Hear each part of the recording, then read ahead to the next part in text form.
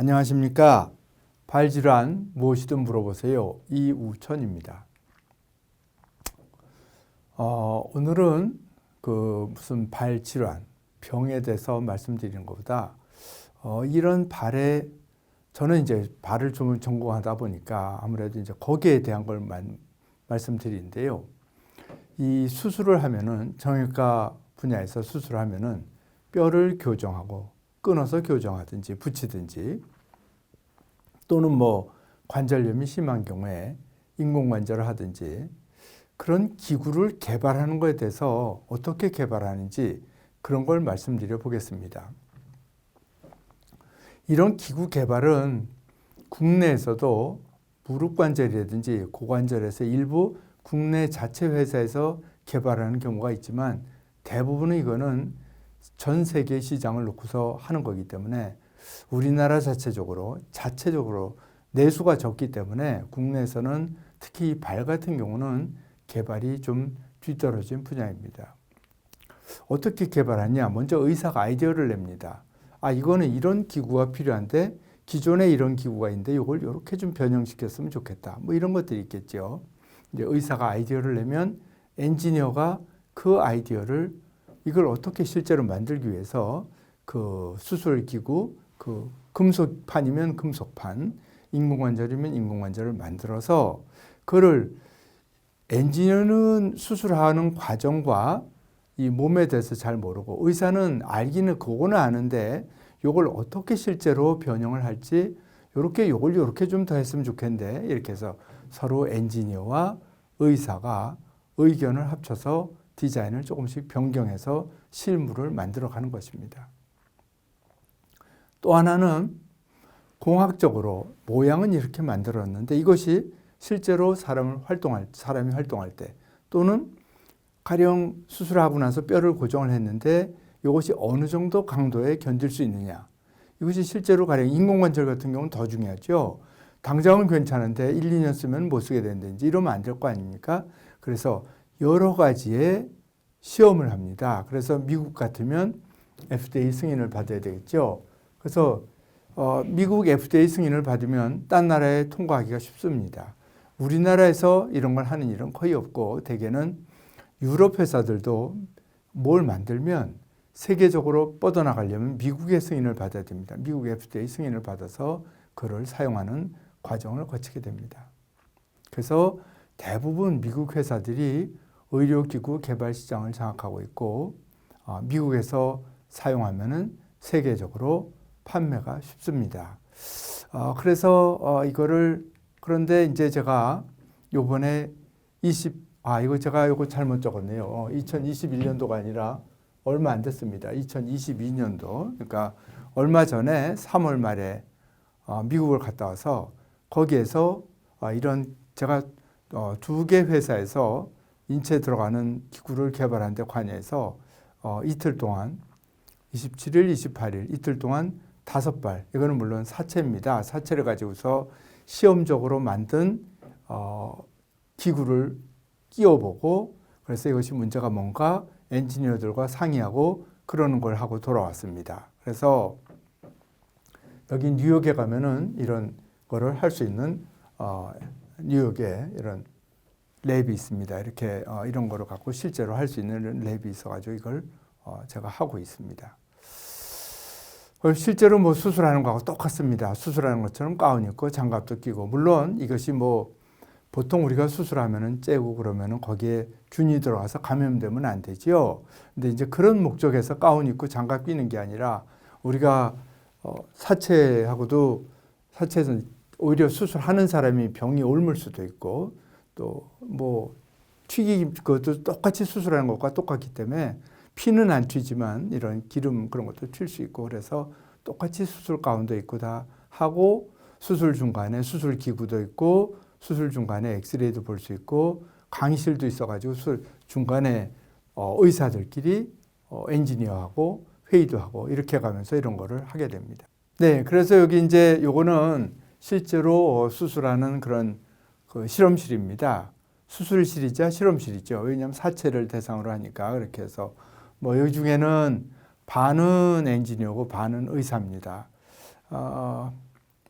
뭔가 이렇게 개발하는데 동양인 의사, 아시아 사람이 끼는 일은 거의 없습니다. 어떤 분야든지 뭐 무릎이 됐건 뭐 몸의 어느 분야든지 미국 의사가 주축이 돼서 하고 유럽 의사가 낄 수 있고 그렇지만 아시아 사람이 이런 걸 하는 일은 거의 없는데 제가 어떻게 이렇게 이런 걸 하게 돼서 저도 여기에서 이런 과정을 이런 데서 이런 수술을 해보고 있습니다.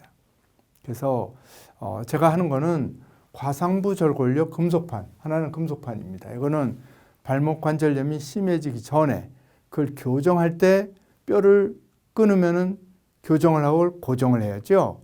뼈를 어느 정도 안정적으로 고정하기 위해서 금속판을 해본 금속 나사를 박습니다. 이제 이런 걸 개발하는 게 하나고 또 하나는 발목 인공관절을 개발하는 거를 거기에 제가 참여해서 하고 있고 여기에 이거나 한 그 개발하는 의사 팀이 한 5명 정도 의사가 관여되어 있습니다. 그래서 의사하고 이런 거를 전문적으로 인체 생체공학을 하는 아주 전문적인 그런 분이 있고 또 하나는 기구에 대해서 금속을 실제로 만들고 검사하고 이러는 엔지니어가 있고 이런 분들이 팀을 이뤄서 이런 걸 개발을 하고 있습니다.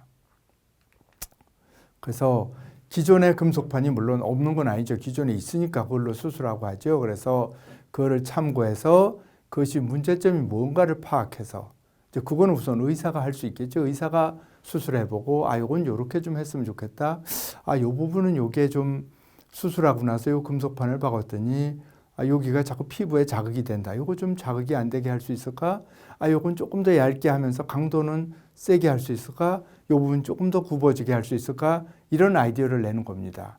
그래서 일단 그거를 만들고 일단 시험 제작을 하죠. 그거를 사체에 넣어보고 사체에 넣어봐서 실제로 수술하는데 문제는 없는지 문제가 있다면 그 다음에 어떻게 개선해야 될지 그러면서 또 두 번째 시제품을 만들고 이런 식으로 이제 과정을 거쳐가고 그거와 동시에 엔지니어는 엔지니어대로 그거를 FDA에 통과할 수 있도록 그 물성, 그러니까 이것이 뭐 압력이 얼마나 견디느냐, 얼마나 몇 번 뭐 인공관절 같으면 회전할 때 견디느냐 이런 거를 검사하게 됩니다.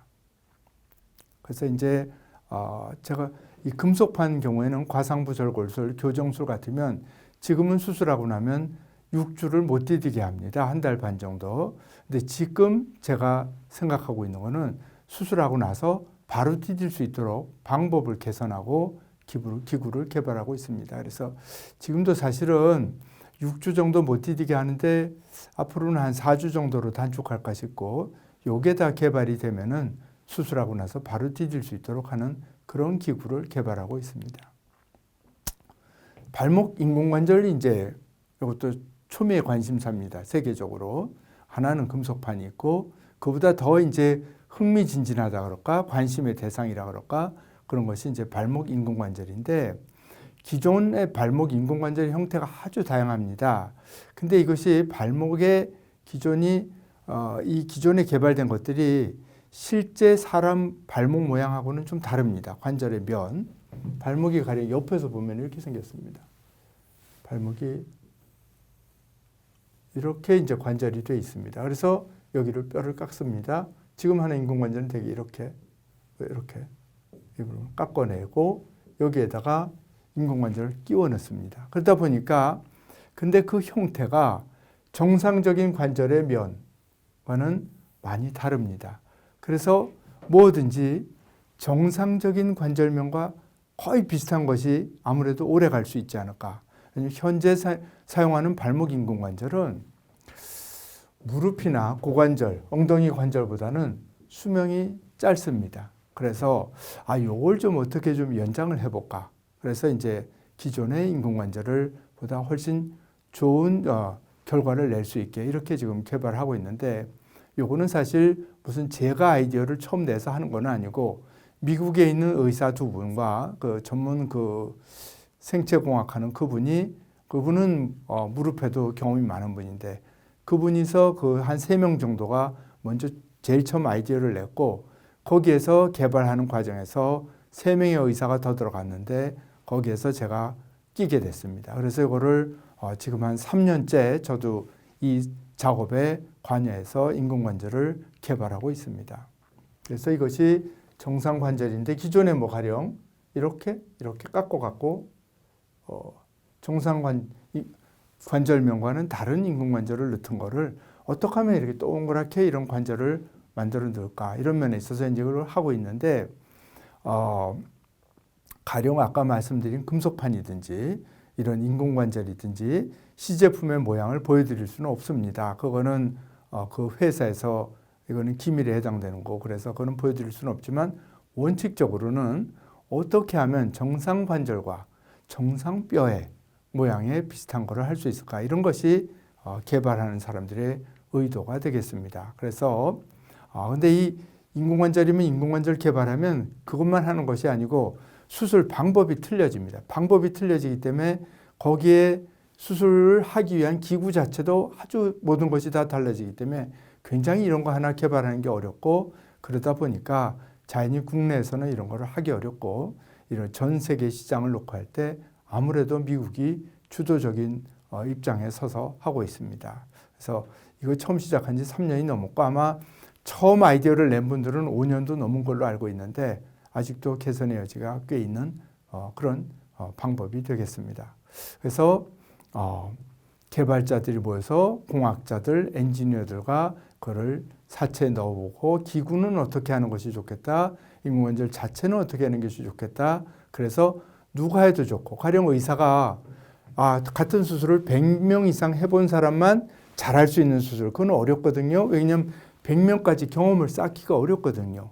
그렇기 때문에 경험이 적은 사람 한 별 경험이 없더라도 남이 하는 거를 5명, 10명 다른 사람이 수술하는 것만 봐도 나도 그 정도의 결과를 낼 수 있는 그런 기계적으로 그렇게 될 수 있는 기구를 개발하고 그런 것을 하기 위해서 지금 노력하고 있습니다. 그래서 이런 기구와 금속판, 인공관절 개발하는 거 아주 중요한 일입니다. 이것이 개발이 돼야지 좀 더 많은 사람들이 인공관절에서 오래 쓸 수 있거든요. 그래서 이런 걸 하기 위해서 저도 배워가면서 노력하고 있습니다. 대단히 감사합니다.